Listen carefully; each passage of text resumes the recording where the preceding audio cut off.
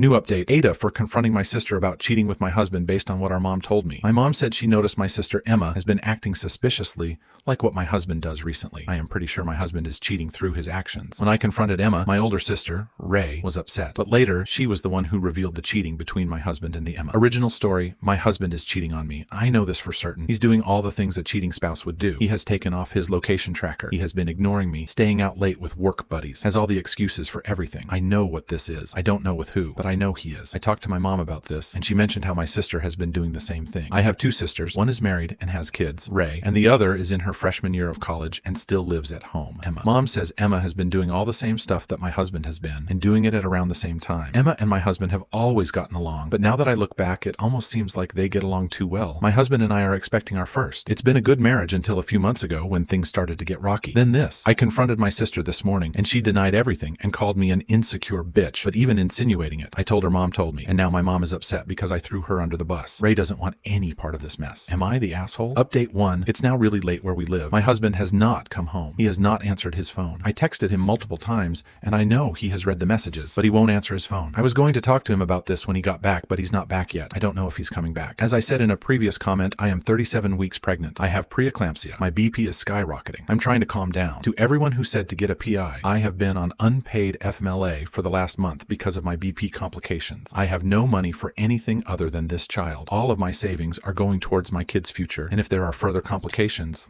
medical bills. A PI is not in my budget. To the people who are telling me that I jumped to conclusions, but also are telling me to get a divorce in the same breath, isn't a divorce also jumping to conclusions? Divorce is not in the budget RN either. I know how much lawyers cost. I will keep you all updated. I will post in the morning. Thank you all. Update 2. My life is completely upended. It has been over 24 hours since I confronted my younger sister, Emma, about cheating with my husband. I was 1000% sure my husband was cheating with her based on what our mother told me yesterday. It turns out I was wrong. My husband did not come home last night. I know he read my text messages because they are marked read. He ignores all of my calls though. I had no idea where he was. I got about 2 hours of sleep last night, and that was only because I was utterly exhausted. I woke up to my older sister Ray calling. I answered it. Ray lives in the cul-de-sac at the end of our parents' street, about 5 houses down. Ray is also a SA8num. Ray started by apologizing over and over again, which just made me nervous, and when I pressed her, she said she was sorry for not telling me when she knew for certain that my husband was cheating with our mother. I will admit, I barely can remember what was said because of the shock, but I'm trying my best to write it to remember it for the future. Ray said that this has been going on for a few months, so that would be before me and him were actually married. She says that Emma would leave to go to night classes or hang out with friends, and about 20 minutes later, my husband would pull up to our parents' house. He would stay there for an hour or two, and then leave before Emma got back. Ray said this happened multiple nights a week now, whenever Emma and our dad were gone. Our dad works long shifts at night. He would have no idea. We know mom probably has location tracking for Emma, which is how they knew where she was. We don't know if Emma took that off yet. Emma obviously is not happy with me, so I can't ask her. Story 3. AITAH for making Mill either get a hotel or drive home instead of staying with us.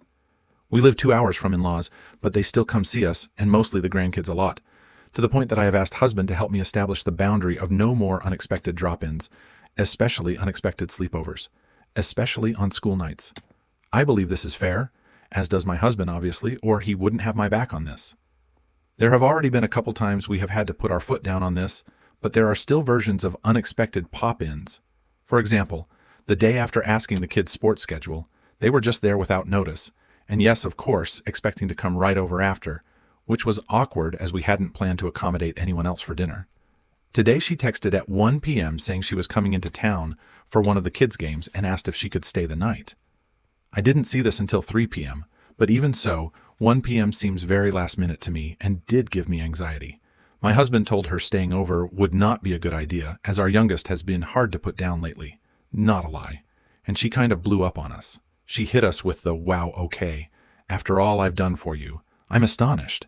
And also used her issues driving at night to show how selfish and mean we were being. Paraphrasing. I said it's not fair to try and guilt trip me when she knew my boundaries and anxieties before leaving, and it was on her to have a plan and consideration for us. She is now saying we are not welcoming. I think some people might think I am being the AH, because while it may give me temporary anxiety, being accommodating to loved ones is important, and we should be able to set aside our personal discomforts for them. Sometimes. On the other hand, this was not an emergency. This was not a championship game. She has made almost every other game, and if she wasn't sure she could afford a hotel or drive home that night, it was wrong to assume she could stay over, when I've been pretty clear how I feel on that. So, AITAH for making my Mill either stay in a hotel or drive home after she came into town for the kids' game. Relevant comments. Commenter, let her throw her little tantrums. Every time she does, you need to put your foot down on Sassad. Been hard. You are lucky your husband has your back because it is even more of a nightmare without that kind of support. It's going to get worse before it gets better. You are NTA. OP update. Not sure the best way to post this. Mill came into the game and refused to look at or talk to me, then left without saying anything to me. She spoke with husband on the way, saying she felt totally unwelcome and hurt and doesn't even feel like she can come over anymore. I can tell she got to him because he said he felt bad, and we should have still let her stay over because of her bad vision at night. I said, look, if we had time to discuss this as a family, we may have been able to come to the compromise together to let her stay this one time with a firm reminder of our boundary and that it can't happen again outside of emergencies. However, we were not given time to discuss it as a family, as we were both in work in the hours leading up to the game. We only briefly got to text each other a WTF to her text. I said that her saying she doesn't feel like she can come over anymore is ridiculous, and it feels like getting a 99 on a test but still failing, because we truly do foster their relationship with the grandkids all year long. But I hold firm in a boundary she knew about one time, and now we are perpetually unwelcoming, and it's not safe to come over. Give me a break. It's like when you ask your girlfriend to scoot over so she goes, fine, I'll just sleep on the floor. I also reminded him that this isn't personal. No one is allowed to stay the night like that. Not my parents, not my friends, no one. It's not like I'm making exceptions for some people, but not my in-laws. Anyway, I told him if I feel bad if he feels bad, but that I don't feel bad at all. I had one rule. I'm not about to feel bad for having one simple rule. Thank you, everyone. Thank you for sticking around until the end. If you liked our videos, please remember to like, share, and subscribe to keep up with our latest content. Have a wonderful day. The most damning thing is that Mom went out last night and didn't return until the morning before Dad got home from work. Ray texted her asking if everything was okay, and Mom said that a friend of hers was sick and needed comforting. Emma also did not come home last night, but that's probably because she is pissed and hurt and needed to be around friends. I will apologize to her, but I can't without telling her what's going on. Ray keeps apologizing, saying that she just didn't want to get involved and it wasn't her business. She also called me an asshole for confronting Emma and says that by doing that, I'm tearing the family apart. She has forbidden me from telling Dad, saying she'll never forgive me. I feel like Dad has the right to know. I know how it feels to have someone do this to you and to have the information withheld. I'm not going to say anything until I have concrete evidence, because I learned my lesson. But would I be the asshole if I told my dad and Emma what is happening? Update. I've had nothing but time to think. I've been alone in my house, reading comments, figuring out how I'm going to do everything. I'm overwhelmed and I'm fatigued inside out, and I'm too tired to freak out anymore. My soon-to-be ex-husband called me. He sounded like he had been on a bender and was hungover, slurring his words, repeating things. He said he's sorry, that he's a piece of shit, that he loves me, that he's on his way home. He turned on his location and did a check-in, so I know he is on the HWI headed towards my house, but I don't know where he was. Our mother has been unusually silent. Ray apologized again over text. I don't care anymore. I haven't talked to my dad or Emma. I'm not going to until I have something concrete. I don't want to be that person again. Addressing some comments. Ray does use our mother for childcare. That could be a reason why she doesn't want to rock the boat. Probably the reason, actually. This is not the first time our mother has cheated on our dad. I remember back when I was around 11, they separated for a while. It was very traumatic for all of us. I have an appointment with my OB later this week where we will discuss inductions. My BP has been hovering around 155/87ths, 145/80ths. The swelling has been worse.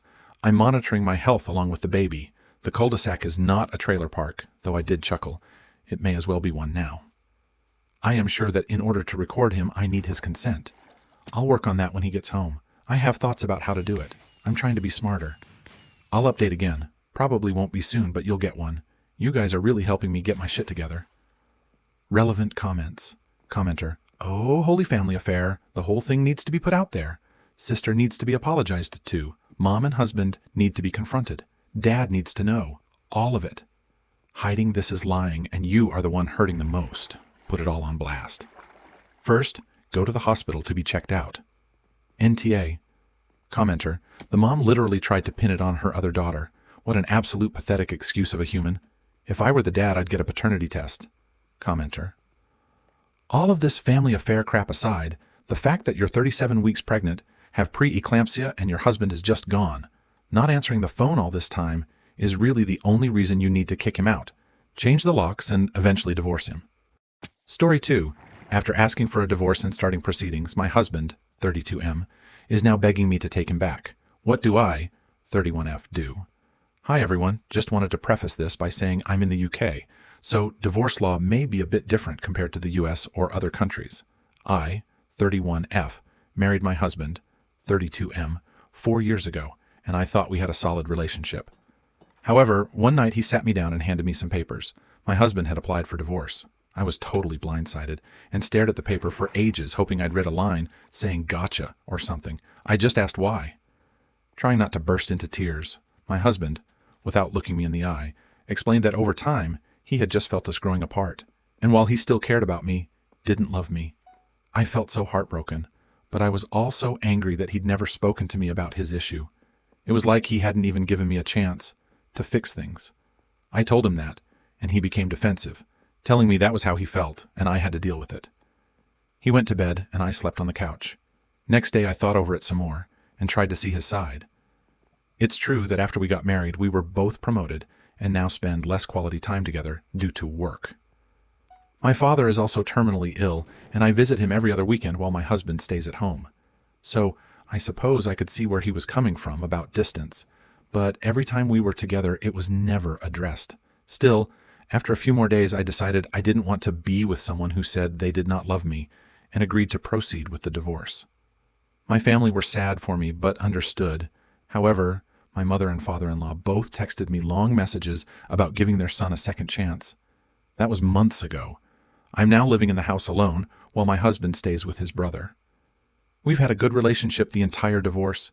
It's been cordial and polite, which is all I can ask for it to be. At one meeting, my husband even mentioned he was going on a blind date that night. It hurt to hear, but at the same time, I accepted it because our relationship was as good as over. All that changed last week when my husband and brother showed up unexpectedly on the doorstep. My husband was crying and begging for me to take him back. He kept saying he'd loved me all this time and had made a terrible mistake. The whole thing felt so weird, and I ended up telling them both to leave and close the door. He blew up my phone with crying voicemails, leaving my best friend to suggest his blind date had dumped him. That might be true, but I have no idea. Since then, he's been begging nonstop for me to take him back, and that since we haven't got a final order yet, we can still stop the proceedings. I feel insulted that after starting this, he's now turning around, trying to make everything go back to how it was. How can I navigate this and get it through his head that I don't want him back? TLDR, my husband filed for divorce out of the blue, but now wants me back. Relevant comments. Commenter, to make it short. It wasn't blind date. Since beginning, he falls for someone and thought it will be permanent. In day, when he tells you about blind date, he makes a move and it failed. And now he wants me back in safe place. Till he meets someone new. Commenter, agreed. Best case scenario, he wants her back after rejected by blind date. More likely scenario, he was rejected by AP. OP. He divorced you while your father was terminally ill. He can take his tears to someone else. When things got tough in marriage, his true character revealed itself. Instead of having empathy and being supportive, he only thought about himself. Not good husband material. Commenter, something just doesn't add up. He may have been seeing someone else, but as that didn't work out, he wants to come back with his tail between his legs. I have a feeling that he was already cheating on her, and when the other girl dumped him, he crawled back to his wife. Commenter, you continue on with the divorce, and that gets it through his head. Springing divorce papers on you without any efforts to sort the issues out was horrible and speaks to his lack of character. He probably thought because he had a date that he was king of the hill. He found out that he wasn't, and he now has buyer's remorse and is trying to crawl back. Don't let him anywhere near you. How can you ever trust someone who would rather divorce than make even the slightest effort to fix things? Go be happy and find someone who truly loves you. I don't suspect he ever did, and you didn't deserve that. Don't respond and just let him swing in the wind. If you do respond, let just be a quick note saying that any further communication can be through your lawyers.